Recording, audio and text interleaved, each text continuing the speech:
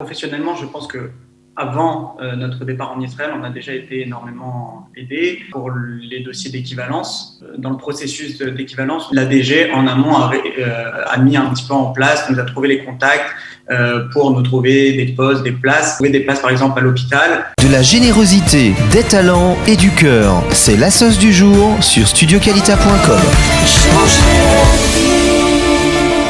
Nous retrouvons avec un groupe de médecins qui a décidé de faire le choix d'Israël au début de cette année. Voilà, ils viennent d'arriver grâce à l'Aliyah de groupe à Naharia et nous avons le plaisir de les accueillir. Alors, il s'agit de Marc Boukris qui est chirurgien ORL, de sa femme Shira qui est dentiste, ainsi que Sephora Afriat qui est médecin généraliste. On est ravis de les accueillir pour nous raconter un petit peu comment tout ça s'organise pour eux et surtout pourquoi ils ont fait le choix de Naharia. Bonjour à tous les trois. Bonjour. Alors, comment ça se passe depuis votre arrivée en septembre, je crois, et est-ce que vous avez déjà commencé à travailler ? Alors, bonjour. Alors ça, c'est Marc Boukris. Exactement, Marc Boukris. Ok. On n'a pas encore commencé à travailler. Personnellement, je suis arrivé début septembre. On a dû commencer l'ULPAN avec la situation actuelle. C'est quoi qu'il arrive un petit peu compliqué. C'est-à-dire qu'avec le corona, on fait l'ULPAN par Zoom, etc. Donc, c'est pas la meilleure situation pour commencer, mais on arrive très bien à s'en sortir. Et voilà, donc là, on est dans l'ULPAN et on a encore quelques mois d'ULPAN à faire. Et puis après, on pourra commencer à travailler. Alors, c'est pareil pour tous les trois, j'imagine. Oui, pour moi, je peux commencer à travailler. Moi, je suis la dentiste. Ok, Shira. Voilà, c'est ça.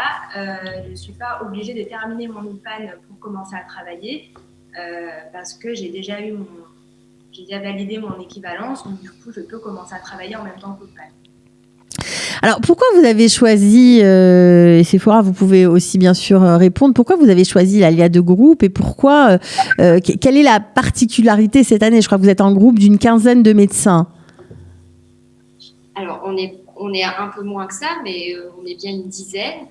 Alors, le principe de l'Aliyah de groupe est quand même pas mal parce qu'on a eu des séminaires l'année dernière, dans la mesure du possible avec le Covid, où on s'est rencontrés, on a pu échanger, on a pu avoir connaissance des différents programmes proposés par l'Aliyah de groupe. Personnellement, j'ai choisi de monter à Naharia vraiment pour être avec ce formidable groupe avec lequel on vit au jour le jour. Pour vous donner un exemple, l'initiateur du projet avec Shalom Var était dans ma promo à la fac. Shira, on se connaissait de la synagogue depuis longtemps. J'ai une autre amie qui était avec moi à l'école, qui est dans notre immeuble. Donc voilà, le fait d'être en groupe et en groupe d'amis de plus ou moins longue date, en tout cas pour ma part, ça a été vraiment le moteur de la décision. Alors ça, c'est du point de vue personnel, mais du point de vue professionnel, le fait de monter avec une dizaine de médecins, alors dans différentes spécialités, est-ce que ça aussi c'est un plus ? Et est-ce que vous avez des conditions particulières ? Quel est le deal pour ceux qui vous regardent et qui se disent pourquoi pas moi ? Peut-être que je peux aussi être intéressé par ce projet. Alors, personnellement, je peux même, je pense, parler un peu au nom du groupe. Déjà, professionnellement, je pense que avant notre départ en Israël, on a déjà été énormément aidé, que ce soit pour les dossiers d'équivalence et même pour trouver. Alors, dans le processus d'équivalence, on doit par exemple réaliser un stage d'observation. Et ça, c'est vrai que l'ADG en amont a mis un petit peu en place, nous a trouvé les contacts pour nous trouver des postes, des places. Je parle en tant que spécialiste pour trouver des places, par exemple, à l'hôpital. C'est vrai qu'on nous a pas mal aidé à ce niveau-là. Alors, on vous a aidé pour... ça veut dire que même si vous ne travaillez pas, vous savez que vous allez être embauché, c'est ça ? Vous avez des stages potentiels ? Vous avez quoi exactement ? Pour ma part, en tant que médecin spécialiste, je dois réaliser 3 mois de stage d'observation à l'hôpital. Et ça, c'est vrai qu'avant mon départ, j'avais déjà la piste de là où je pourrais réaliser ce stage d'observation. C'est pas une embauche pour après, c'est-à-dire que c'est pas les mêmes financements, les mêmes choses, etc. Donc ça n'engage en rien l'hôpital de me prendre dans ce stage d'observation, mais c'est déjà je sais déjà ce que je vais faire après l'ULPAN.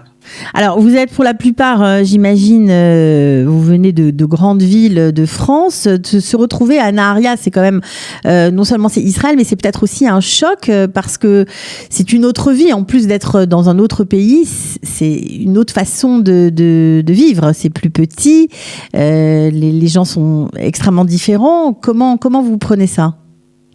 Moi, franchement, je le prends positivement parce que je me dis, au contraire, voilà, c'est un petit monde, tout est à côté. Pour se repérer, c'est plus facile. Et puis, quand on arrive, on n'est pas forcément à l'aise avec la langue, etc. Et je trouve qu'ici, justement, du fait que ce soit une petite ville, ils nous mettent plus à l'aise, ils sont plus à l'écoute. Et franchement, je trouve que c'est une bonne chose d'être justement parti un peu dans le nord, on va dire excentré.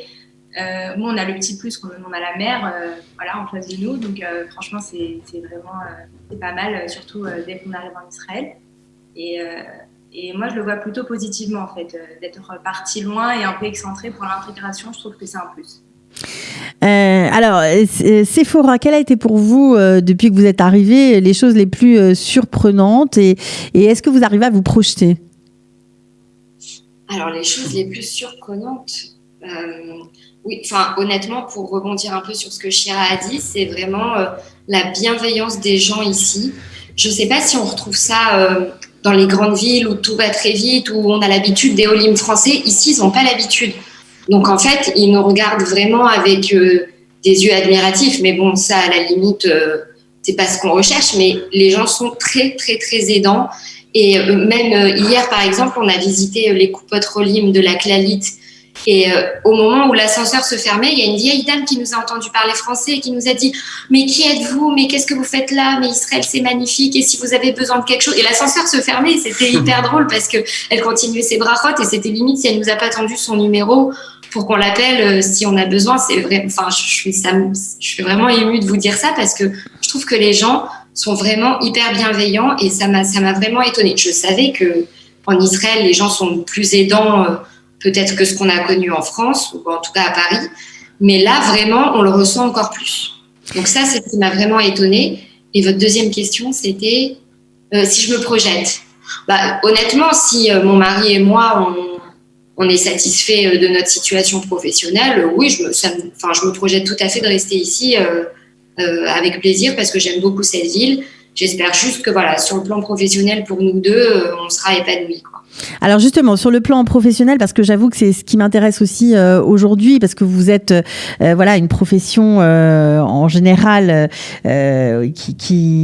qui nécessite peut-être un accompagnement particulier. Est-ce que vous trouvez dans l'Aliyah de groupe, est-ce que vous trouvez dans les outils qu'on a mis à votre portée, cette aide? Est-ce que vous arrivez à voir comment vous allez travailler? Est-ce que oui, il y a du boulot, peut-être à Nahariya, peut-être ailleurs, je ne sais pas, et à des conditions financières qui vous permettent d'être, on va dire, satisfait. Est-ce que vous touchez déjà du doigt ces questions-là? Est-ce que vous arrivez à y voir un peu plus clair ou pas? Pour l'instant, c'est vrai que c'est un petit peu difficile d'avoir toutes les assurances possibles, déjà compte tenu de la situation, puis compte tenu ça reste quand même un marché du travail comme un autre, avec de la demande, avec Israël a déjà de très très très bons médecins, de très bons dentistes, de très bons pharmaciens, etc. Je veux dire, on n'arrive pas comme le Messie. Après, je pense qu'on a quelque chose à apporter, non pas nous personnellement, mais comme des gens qui peuvent arriver d'un pays comme la France avec la formation qu'on a pu avoir, de pouvoir partager notre formation, etc. Je pense que ça les intéresse. Et puis de renforcer le système médical dans le Nord. Je pense que ça les intéresse. L'objectif, c'est ça qui m'intéresse. L'objectif, c'est de rester dans le Nord, effectivement, ou c'est juste une façon de un passage, un tremplin pour aller plutôt après dans une grande ville? pour nous, là on est parti pour s'intégrer ici. Après, tout dépendra de comment les choses se passent ici. Mais en tout cas, nous, là, on fait le travail pour s'intégrer ici, pour se développer ici et pour apporter et recevoir ce qu'on peut dans la région. Ok, donc j'imagine que forcément les Coupe Petroleum vous ont fait un bel accueil. Alors, vous savez que le 22 novembre va se dérouler le prochain salon de la Alia sur Zoom, bien sûr, mais peut-être certains de vos confrères, d'autres jeunes médecins auraient envie de faire le pas, mais ne sont pas tout à fait rassurés ou sont un petit peu craignent de ne pas pouvoir gagner leur vie, de ne pas avoir le même standing pendant de nombreuses années. Est-ce que vous touchez du doigt ce genre de problème déjà ou pas? Est-ce que vous pouvez les rassurer sur ce point d'après ce qu'on vous a montré? Personnellement, je pense que c'est trop tôt. Comme ce que disait Marc, pour l'instant, on est encore en ULPAD, on n'a pas commencé nos périodes d'observation. Alors, certes, on nous parle de théorie, de temps d'heures de travail, de salaire, tout ça, mais tant qu'on n'a pas commencé, je pense qu'on n'est pas forcément les plus à même on peut partager notre expérience, mais on ne pourra pas tant que ça rassurer les plus jeunes puisqu'on n'a pas commencé à travailler. Qu'est-ce qui a fait que vous avez fait ce choix de l'ALIA de groupe de Naria? Personnellement, c'est tout d'abord le groupe qu'on était. Okay. D'avoir la possibilité de partir en groupe, d'évoluer en groupe, de s'entraider dans toutes nos démarches et que ce groupe soit homogène. C'est-à-dire, on est toutes des familles à peu près du même âge, dans la même situation familiale, la même situation professionnelle. C'est quelque chose c'est une aide immense. Et puis, voilà, d'avoir un accompagnement dans toutes ces étapes-là, c'est vrai que c'est vraiment un grand plus. Ok. J'imagine que pour les enfants, ça se passe bien aussi, comme pour les parents, ils apprécient d'être ensemble. Pour eux, c'est pour eux le mieux. Surtout pour l'intégration au GAN, ils étaient tous ensemble, donc ça s'est fait beaucoup plus facilement. C'était très agréable. Bon, écoutez, en tout cas, on était ravis de vous accueillir. Donc, c'est un projet, pour rappel, qui est organisé par l'Alliade de groupe de Shalom Var, soutenu par l'agence juive, par Qualita également. Voilà, donc on espère que vous allez tous réussir. On prendra de vous nouvelles tout au long de cette année. On vous souhaite plein de bonnes choses, vraiment. Merci beaucoup. De la générosité, des talents et du cœur, c'est la sauce du jour sur studioqualita.com.